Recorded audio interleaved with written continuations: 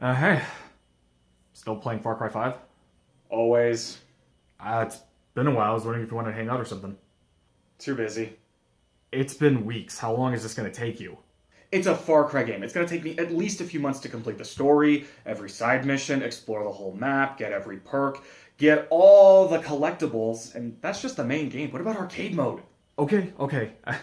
Are you at least taking breaks? Yeah, bathroom breaks. I'm not that insane. What about getting some air or seeing the sun?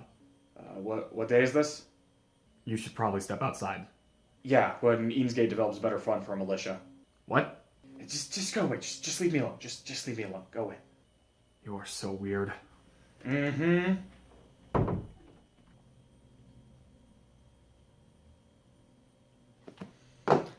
Far Cry 5, the game that would have caused riots and widespread looting if the total number of people that actually took offense with it wasn't so minimal.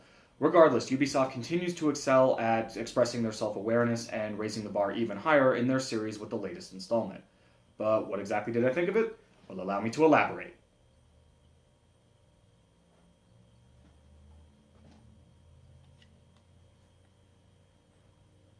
When this game was originally announced, I was both surprised and excited. Surprised because the United States was one setting I didn't think the series would go to, yet excited because of the idea and the bold premise as a whole.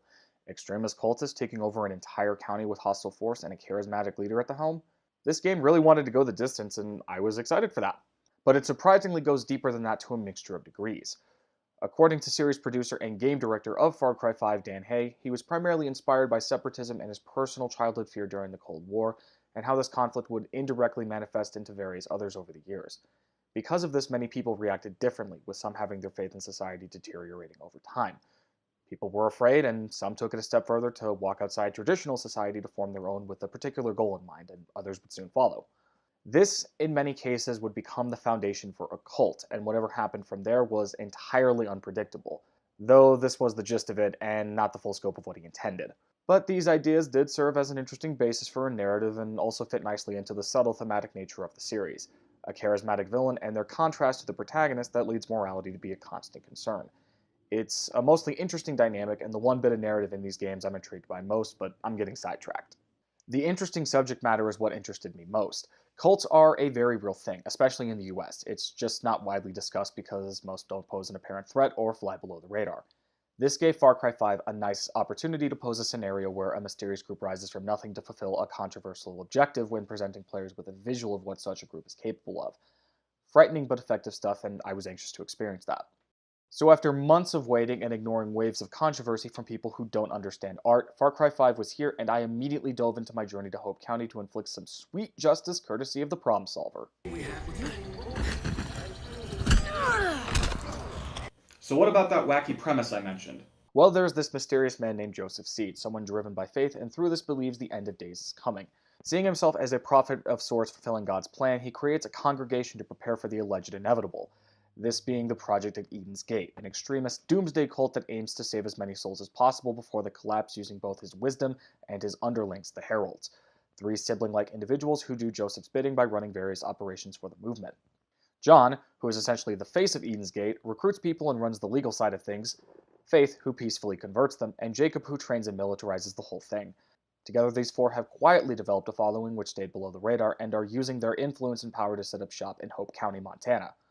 But after some outside forces manage to blow the whistle, it attracts the attention of law enforcement and a group is quickly sent in with a warrant to arrest Joseph for his crimes. You are a nameless deputy in this group to get the job done, and after slapping the cuffs on Joseph, proceed to get the hell out of Dodge, but shit goes sideways. Joseph gets away, and you're all alone in hostile territory without a paddle. Now it's up to you alone to start a resistance to get these crazies out. Nothing more, nothing less. The story as a whole really isn't anything special in my eyes, business as usual for a Far Cry game with the exception of the more interesting subject matter. Sure, seeing all the horrible stuff Eden's Gate was doing to Hope County and its inhabitants loses shock value after a while, but it's all the FaceTime with Joseph and his heralds that kept my attention. Getting shreds of their backstory and projecting the philosophy of the cult was creepy to me and offered some interesting perspective on their individual motivations. These are tortured people who believe themselves to have been saved to serve a higher cause and see that through by any twisted means necessary. They're tragic characters who see no error in their sadistic actions, creating an interesting dynamic between them and the citizens who resist their influence. leading me to somewhat care about the people of Hope County, and I enjoyed interacting with them in certain instances, but never really felt a personal connection with them because I had other shit to do. My main focus was causing mayhem. I can't be bothered to focus on the little things. My biggest issue with the villains, if any, is their minimal screen time as a result of the structure. For every few story missions you complete, Joseph and his heralds, depending on the region, will berate you over the radio, then proceed to abduct you, to which you'll escape, and repeat until you eventually defeat them.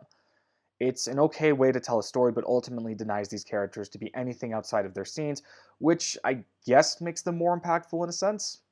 But outside of that and a decent cast of quirky supporting characters, you're basically going through the motions until the credits roll, which by no means is a bad thing. It's clear the writers put a good deal into creating a coherent story with enough added self-awareness to ensure you're not taking it too seriously. With the exception of the opening credits, of course.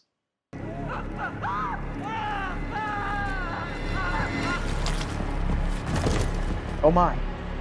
This leads me to the ending. For those of you that haven't played this game yet, please skip to this time code if you don't want it ruined. After finally defeating the heralds, you go to confront Joseph at his church to take him down for good, but instead are put into a stalemate with Joseph having used Bliss to control your allies in order to take your friends hostage. With God watching, as he would put it, gives you one last chance to walk away. But having not come this far to wuss out now, you can resist, and after a unique boss fight, you finally defeat Joseph and save everyone. That is until Joseph gets preachy and a nuclear fucking bomb explodes in the distance. Not only turning the tables, but also ambiguously proving that the collapse is real. In an effort to escape the surrounding danger, you and your police pals with Joseph captive haul ass to Dutch's bunker. I guess to hell with all your allies that helped get you to this point? After a drive through a hellscape, you crash and your buddies die in the impact, leaving you and Joseph, who carries you to safety in the bunker while creepily singing Amazing Grace because that hasn't gotten old yet.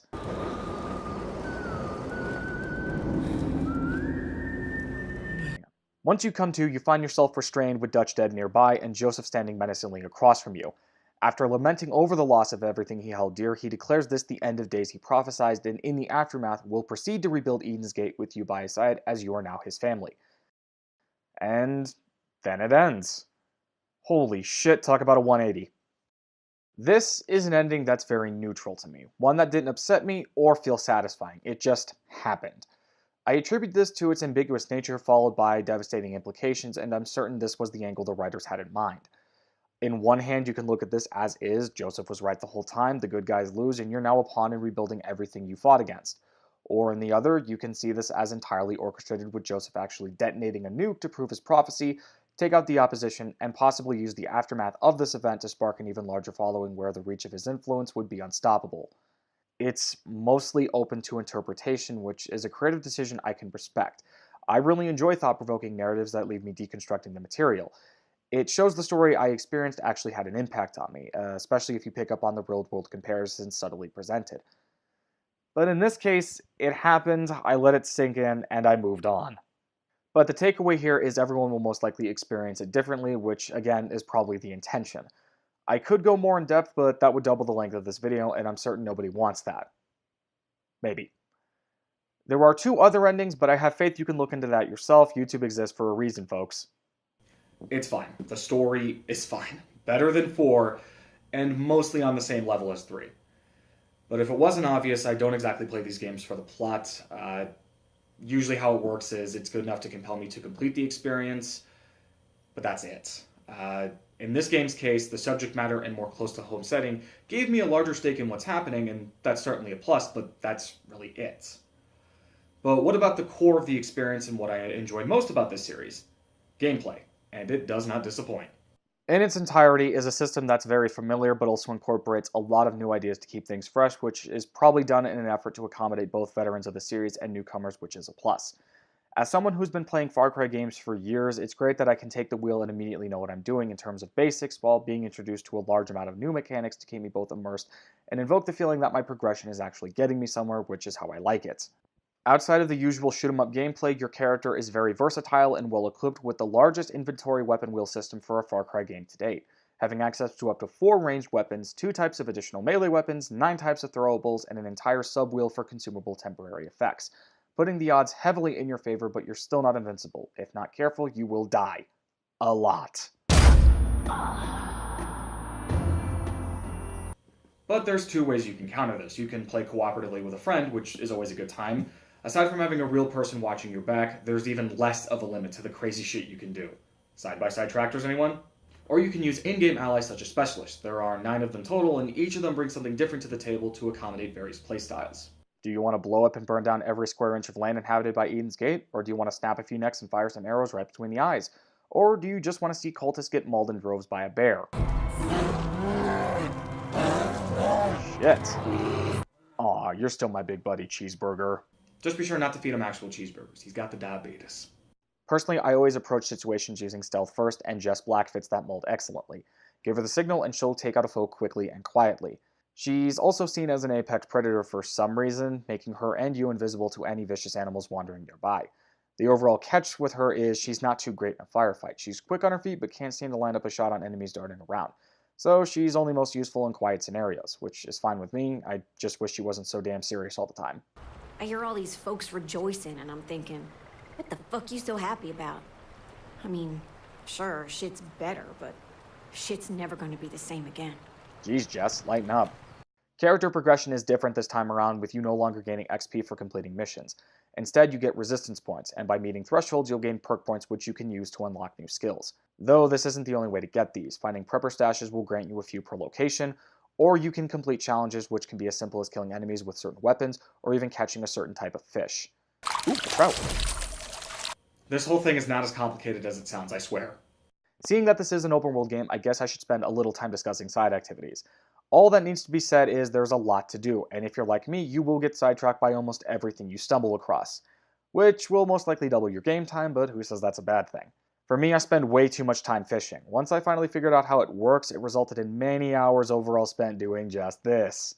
I'm sorry, Sheriff. I understand the people need my help, but these salmon aren't going to catch themselves. Give me a few minutes and I'll get right back on track, I promise. Well, that was fun. I should probably go save those hostages, and it's way too late. Shit. Only in Far Cry. I would like to shine a little light on the music, which I think is fantastic. Normally, I'm not a fan of country or folksy music if I'm using the correct term, but in this game, the upbeat acoustic tunes always got me amped up, and I even found myself humming a lot of these tracks at times. Strangely, I also found the cult's hymns that played on the radio to be pretty catchy too, even though the lyrics are pretty dark. This is definitely a soundtrack I want in my collection, and to play on the drive during my next camping trip. Lastly, there's also Far Cry Arcade, an expanded version of Far Cry's map editor turned into a full game mode. Here, players can use the tools available to create their own crazy maps for a variety of game modes that can be shared with the community, the most common I saw in my experience being Outpost. It's a nice time killer away from the main game with distinct fun to be had, especially when playing alongside a friend. I didn't create any maps myself, opting to see what the community had to offer, and it's surprisingly very lopsided. Only a small handful of the maps I played were actually original creations like this island resort or this island fortress. The rest were creations of locations from other games and pop culture, which was fun the first few times but got old really fast. Maybe my expectations to see strange yet original ideas was a tad high, but if this is all the community is primarily capable of, then I don't see myself investing too many hours here. There were at least some fun moments, and heck, I even got to play through a recreation of the Hive from the Resident Evil movie. Now die, you nut zombie bastards! Overall, Far Cry 5 is an amazing game, and definitely my new favorite in the franchise. It's got everything I love about the series with enough new additions and content to make a confident game that can stand alone. I highly recommend it. Just be prepared to invest a lot of well-spent time. And that's that. It took a lot longer than I anticipated, but I finally completed this awesome game. I would like to take a moment to thank my good friend Jordan for contributing to this video. Without him, I wouldn't have been able to experience co-op or even make the leap to try arcade mode and capture all of these humorous bits, such as this one with 2 trucks, or this carpet bombing all these goons with me in the vicinity, and much more.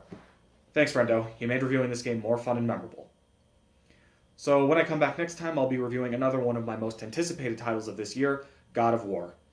I'll try to get that done in a timely fashion, but until then, thanks very much for watching, and take care.